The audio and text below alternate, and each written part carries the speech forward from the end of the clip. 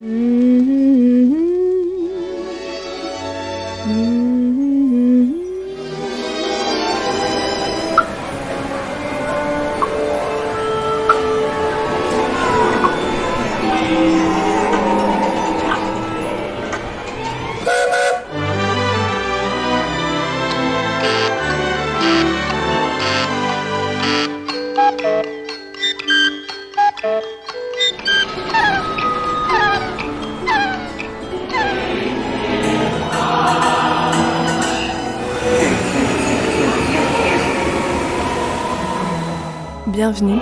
dans POV Disneyland, une immersion dans mon point de vue sur le monde de Disney. Welcome. That's it. Right here. Disneyland.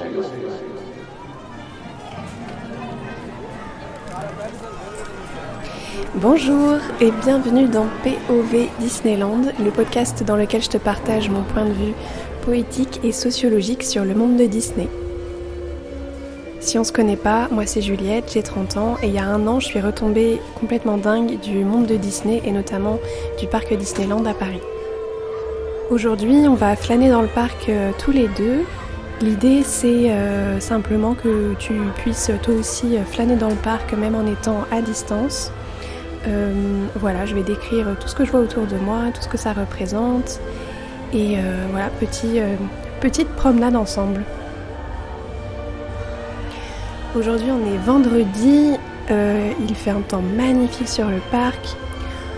On a déjà passé l'hôtel, j'ai pas ouvert mon micro en passant dans l'hôtel.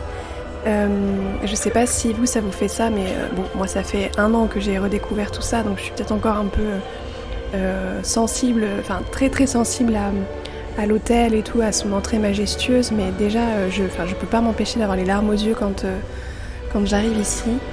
Et ouais, c'est vraiment l'invitation au voyage. Je suis vraiment bouleversée à chaque fois que je me retrouve devant ce château et devant cette allée en fait qui fait comme une perspective forcée qui mène le regard directement vers ce château qui ensuite bam nous monte vers le ciel quoi. Je trouve ça tellement fou. Et je sais que mes amis aussi ont eu les larmes aux yeux et tout de suite ce sentiment et d'euphorie et de presque de gravité quoi, parce que c'est beau, c'est grandiose, enfin c'est lunaire quoi. Et je me demande ce que ça dit de nous quand on a les larmes aux yeux parce que quelque chose nous projette le regard vers le ciel en fait. Dans le sens où là, voilà, on est toujours ébloui par là le château Disney, mais ça fait penser aux cathédrales, la Tour Eiffel à Paris si on veut, mais sinon aux grandes tours qui montent haut vers le ciel, il y a comme quelque chose de tout de suite qui nous fait relativiser ou qui, je sais pas, ouais, qui prend aux tripes quoi.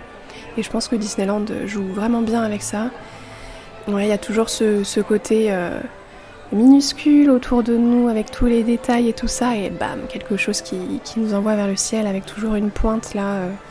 Je crois qu'il y a 5 ou 6 petits toits là au-dessus de l'hôtel Disneyland avec des flèches en fait, enfin voilà, des flèches qui montent vers le ciel qui en soi ne servent à rien à part peut-être faire du paratonnerre, mais j'espère pas pour les personnes qui logent dans l'hôtel, surtout qu'ils ont payé 1 000 € la nuit minimum. Mais voilà, c'est ce truc d'élan quoi, enfin qui nous pousse comme ça à aller vers le transcendantal en fait, on dit, c'est-à-dire de se transcender quoi, de passer des pieds sur la terre à bam passer au ciel quoi. Et je trouve que ouais c'est très très beau, c'est très bien fait. J'ai entendu dans un podcast l'autre fois sur France Culture que le château, une des inspirations du château était en fait les escargots. Parce que les personnes qui ont construit le château sont un petit peu baladées en France là, pour faire leur petit mood board. Et ils ont été très étonnés qu'en France, il y ait des personnes qui mangent des escargots. Et donc voilà, ils ont décidé de rendre un hommage à cette coutume-là ou cette tradition-là en faisant, vous savez, avec le tournicotis là, comme les escaliers quoi, qui montent, qui va jusqu'au ciel. Voilà. Alors je dois dire que depuis que je suis passe annuelle, il y a eu plusieurs fois où on m'a dit « Bonjour Juliette » en rentrant dans Disneyland, et vraiment ça c'est la classe. J'étais trop choquée la première fois, mais oui, j'imagine que c'est normal.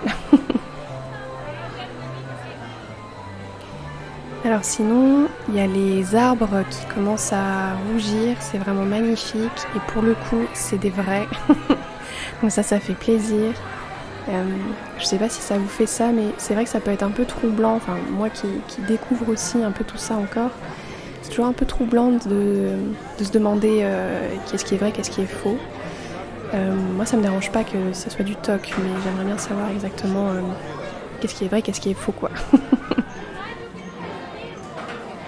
D'ailleurs, une petite anecdote, une fois j'étais dans la file d'attente de Blanche-Neige je crois, et un truc de fou, dans la haie, il y avait une haie là dans la file d'attente de dehors, il y avait un oiseau mais qui était posé dans la haie et qui du coup littéralement qui était à hauteur de nous, enfin de notre regard, à hauteur de notre tête quoi, et qui restait là sans bouger, voilà, qui regardait, enfin il bougeait un petit peu la tête à droite à gauche et tout.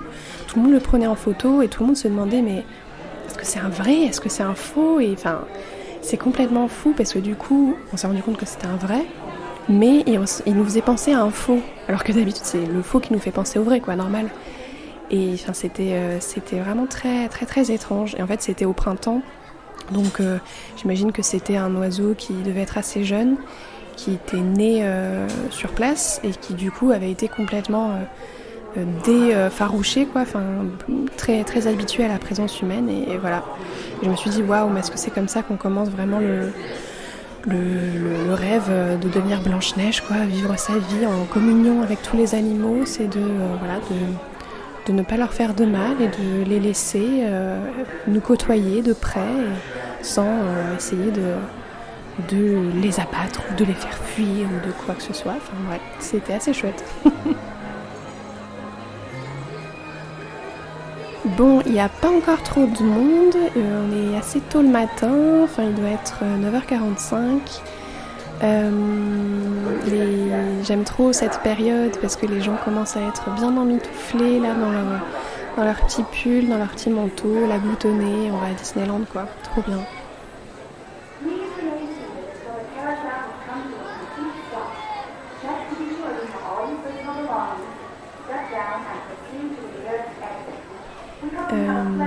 Il y a un petit garçon qui est déguisé en Mickey, il y a un autre petit garçon déguisé en Woody, très très beau déguisement d'ailleurs.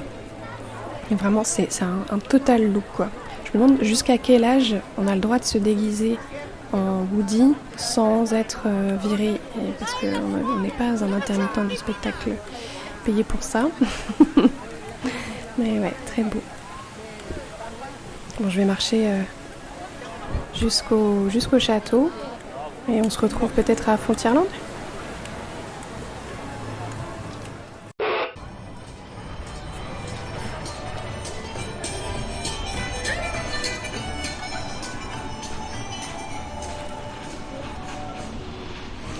Alors, me voilà posée juste en face du Big Thunder Mountain.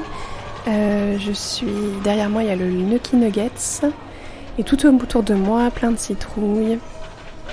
Il y a le petit train qui passe de temps en temps, la maison hantée qui est vraiment mon attraction favorite, qui est juste à gauche. Et voilà, je suis très bien.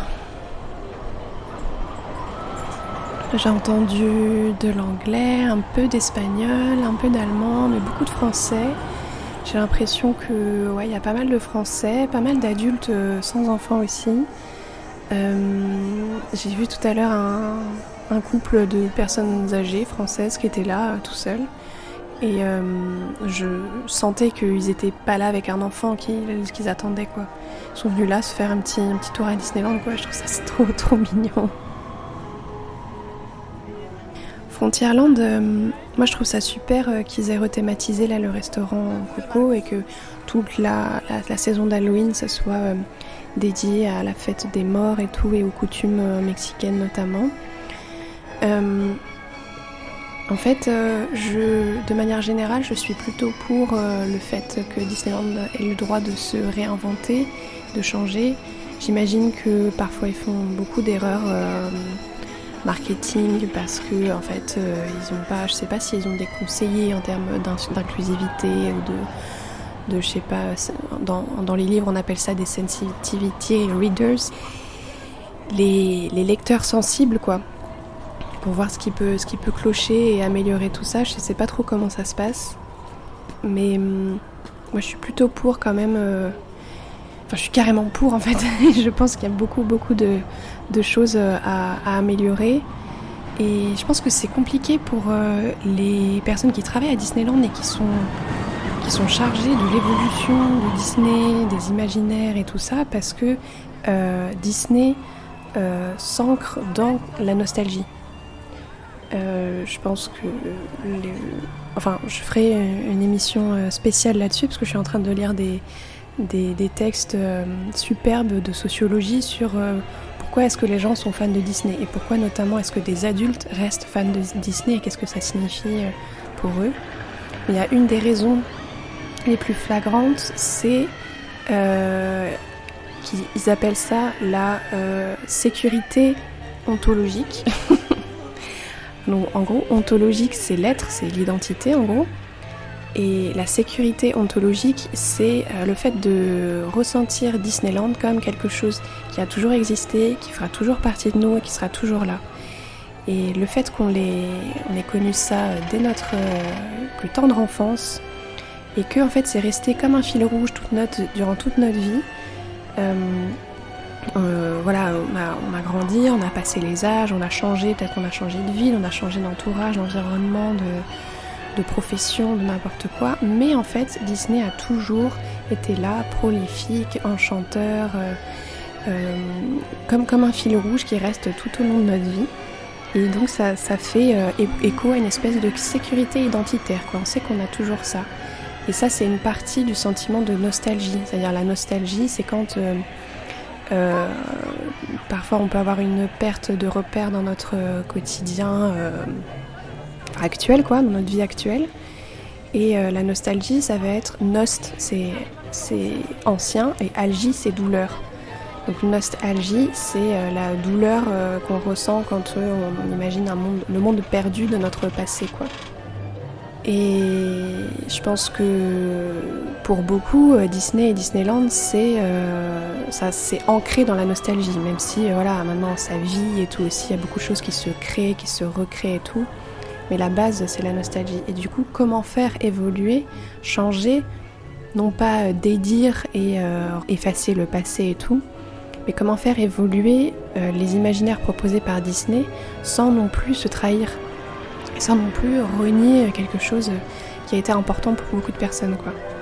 Et c'est vrai qu'initialement, Frontierland, c'est quand même un peu compliqué parce que Frontierland, c'est l'histoire des frontières, donc de la conquête des frontières aux États-Unis. Et notamment les fameux combats shérifs indiens qui ont été qui ont fait beaucoup couler d'encre, qui ont donné lieu à des beaux films et tout ça. Mais maintenant on se rend compte que c'était surtout l'histoire de la colonisation américaine, notamment avec beaucoup de massacres d'Indiens, de populations indiennes et tout ça. Que c'était pas juste un jeu d'enfants ou un film un peu héroïque, quoi. Et je trouve ça assez chouette qu'ils arrivent là. Enfin, j'ai l'impression que dans le parc, ça commence à assez bien. Ils sont pas non plus dans une démarche de racheter leur âme et tout, mais ils essayent quand même de changer ça. Bon, le Mexique a aussi été colonisé par ailleurs, mais ils essayent de faire comme ils peuvent avec ce qu'ils ont, en mode bon, d'accord, j'avoue, peut-être ces histoires-là et tout, c'était sympa, mais maintenant on essaye de montrer autre chose, quoi. Donc voilà, je suis plutôt pour. Je sais pas ce que vous en pensez, n'hésitez pas à me dire.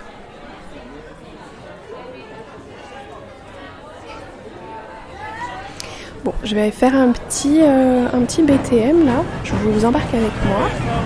Et à tout à l'heure. Et les amis, gardez bien les mains et les bras à l'intérieur du wagonnet et restez toujours assis. Et accrochez-vous à votre chapeau et à votre nez, car cette randonnée promet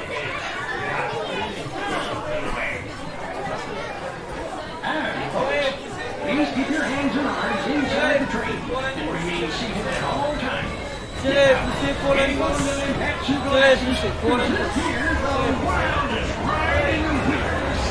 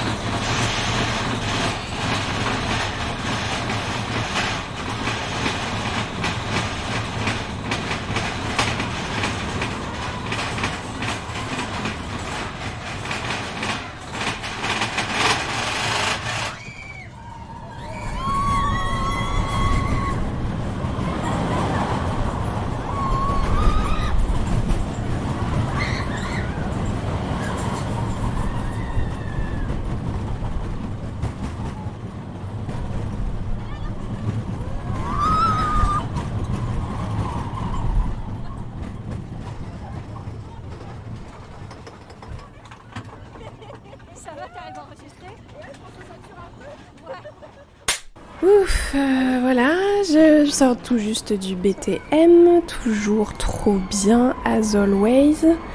Mais j'étais tout devant et j'aime pas du tout être tout devant parce qu'il y a toujours ce truc où du coup tu commences à descendre mais en fait t'attends que la fin du wagon arrive, du coup tu descends pas vite et ça m'énerve.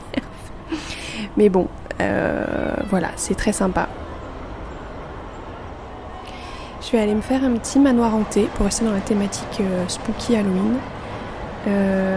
En fait, je suis trop contente. Je suis vraiment trop contente d'être à Disneyland. Enfin, je suis trop bien d'être dans cet univers où en fait on y va sur la décoration. Bon là, il n'y a que à Frontierland, mais j'adore cette période d'Halloween. Je trouve ça super que ce soit une période où il puisse y avoir un peu ce côté vilain. J'adore les vilains. J'adore le côté un peu bizarre, un peu étrange, un peu mystérieux. Puis j'adore la nuit, donc Halloween vraiment c'est la nuit quoi. J'adore aussi les petites... j'adore la citrouille. J'adore cette période, je trouve ça vraiment superbe qu'on soit là dans un monde où c'est ok d'y aller à fond sur la décoration, que c'est ok aussi d'apprécier, tu vois, de toutes ces décorations en fait, parce que tu te balades dans la rue avec des amis de ton âge. Bon, tu vois des trucs bien décorés chez quelqu'un, c'est pas forcément hyper bien vu d'être là en mode « Oh waouh, j'adore comment son Porsche est décoré en mode Halloween !» Mais là, tout est libre, donc c'est super. En plus, il fait hyper beau, il fait un petit peu frais, juste trop bien. Et je vais faire mon attraction préférée, donc ouais, pareil, je vous emmène avec moi. Oh, et je crois qu'un de mes endroits préférés dans tout le parc, c'est le petit gazebo là qu'il y a dans la file d'attente de Manoir Hanté. Gazebo, je sais pas comment on appelle ça, mais une espèce de véranda ouverte où à l'intérieur on voit qu'il y a une petite table avec une petite chaise quoi, entourée, posée dans le jardin. Et la musique qui sort de ce petit gazebo, mais incroyable quoi, je l'adore. Je suis complètement fan.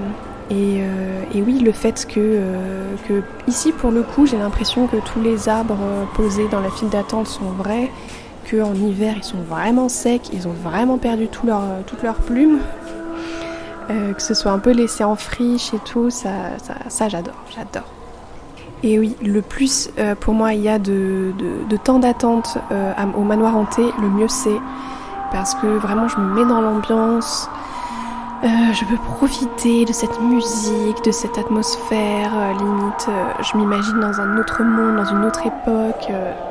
Je regarde tous les détails de la file d'attente, de la petite fontaine là qu'il y a au milieu que j'adore aussi. La file d'attente aussi, elle est construite là comme un... Enfin, vous savez, il y a une espèce de grand porche là, enfin un toit sans mur dans lequel il y a le labyrinthe là pour la file d'attente. Et ça, en fait, historiquement, c'est ce qu'on construisait pour les mariages. Quand il n'y avait pas de chapiteau à l'époque, on construisait des espèces de petits porches comme ça en bois, qui étaient aussi démontables facilement, pour recevoir des gens et que personne se fasse tremper s'il pleuvait. Donc en dessous, on mettait tout le buffet, tout ce qu'il fallait pour que les gens soient bien. Et du coup, je trouve ça trop bien qu'il y ait ça ici, genre le porche temporaire qui est resté, parce que Mélanie Ravenswood ne s'est jamais mariée et en même temps elle est toujours un peu dans l'attente, on ne sait pas ce qu'elle va trouver, est-ce que finalement elle va se marier avec quelqu'un. Voilà, je trouve ça vraiment, vraiment chouette. Et ça fait un peu cette sensation d'espace liminal, je sais pas si vous voyez ce que je veux dire, genre il y a une trend comme ça sur les réseaux en ce moment. C'est une esthétique en fait, et vous savez c'est par exemple quand on se retrouve dans un parking vide avec des lumières de néon, ou c'est quand on est vraiment en plein milieu d'un long couloir d'hôpital vide. C'est cette esthétique où ouais, on a l'impression d'être dans un rêve et en même temps c'est la réalité. C'est voilà, quelque chose d'assez froid et en même temps un peu lugubre, enfin voilà. Et je trouve que ça donne un peu cette vibe-là, ce Porsche vide, quand il n'y a pas de file d'attente. Ouais, j'adore. Et donc, à tout à l'heure.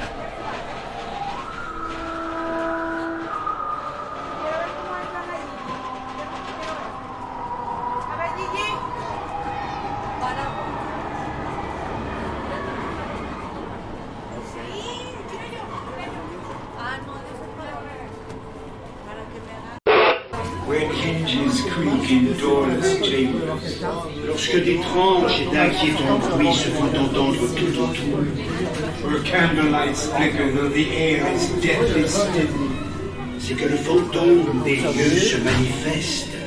Welcome, curious friends. It is so nice to have guests. Nous sommes ravis de vous accueillir, humbles mortels, dans ce mystérieux manoir. There is much to see, so look alive and stay together. I'd hate to lose you.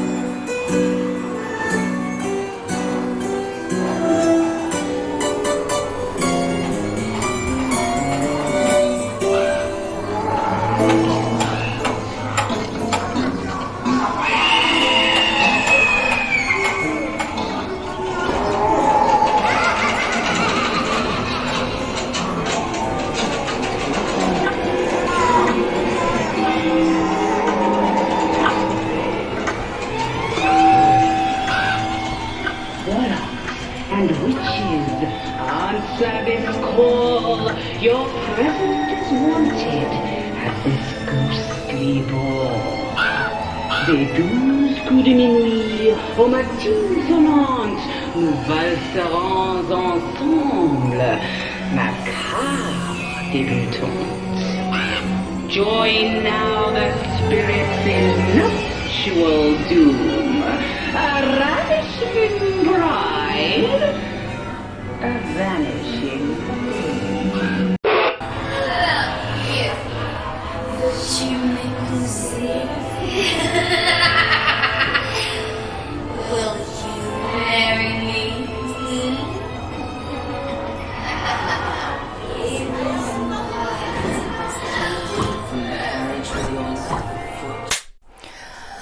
Ah là là, ouais, c'était vraiment trop bien. J'adore cette attraction, j'adore tout ce monde qui s'ouvre à nous. Si je devais définir mon moment préféré de l'attraction, je dirais que c'est une fois qu'on a passé les ascenseurs et qu'on attend de monter à bord quoi. Donc là, tout ce couloir avec tous les cadres, les lustres, la moquette aussi sur le mur, les rideaux en velours rouge. Et quand on arrive dans la salle là, avec ce magnifique escalier en bois avec Mélania là, qui est face à une grande fenêtre où il y a de l'orage et tout, je trouve ça incroyable. Les livres qui sont ouverts et recouverts de fausses toiles d'araignée, je trouve que la scénographie est magnifique quoi.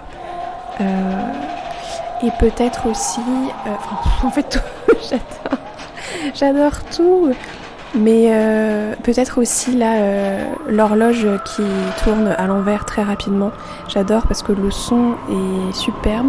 Moi pour le coup, je travaille dans le son et je suis assez, c'est vraiment la première chose qui me marque. C'est le son de l'horloge. Enfin, tu vois, c'est un son d'horloge particulier. Il y a des milliards de sons d'horloge en vrai. Et là, le son du dong, il est vraiment très très bien choisi.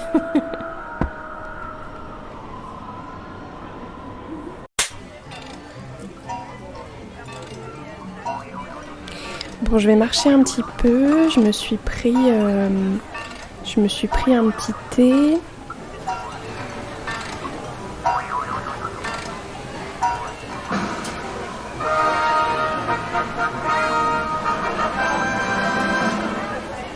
Le parc s'est vraiment bien rempli dans la journée.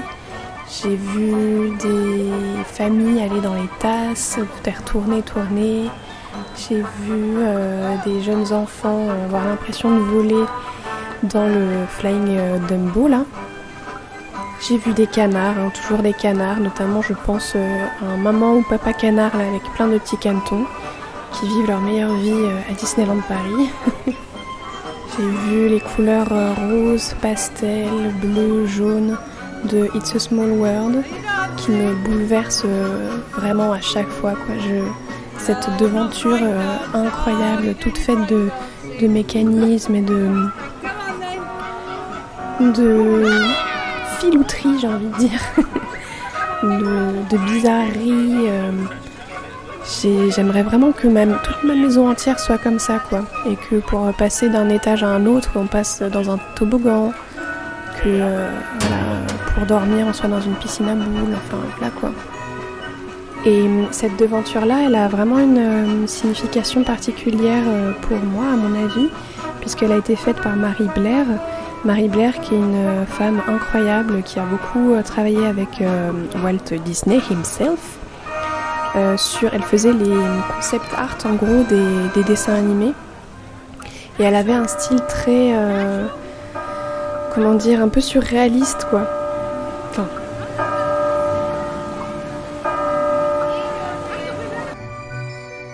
Bon, merci de t'être baladé avec moi aujourd'hui à Disneyland. Si ce contenu t'a plu, n'hésite pas à me suivre sur POV-Disneyland sur Instagram, à mettre quelques petites étoiles, à le partager, à en parler autour de toi. Et voilà, n'hésite pas à me dire si tu es d'accord, pas d'accord avec ce que je dis. Moi je suis en roue libre là dans mes paroles, donc voilà, parfois si je dis des conneries, faut pas hésiter à me le dire gentiment, mais on peut me le dire. Merci et à bientôt. Je pense que la prochaine fois, je vais essayer de faire une petite synthèse là, des livres que je suis en train de lire qui parle de la sociologie des fans Disney. Je trouve incroyable, qui explique aussi pourquoi est-ce que on est fan Disney, quoi, et comment est-ce que ça se construit, ça s'entretient et tout ça. Je trouve ça vraiment très chouette. Bonne journée, à bientôt!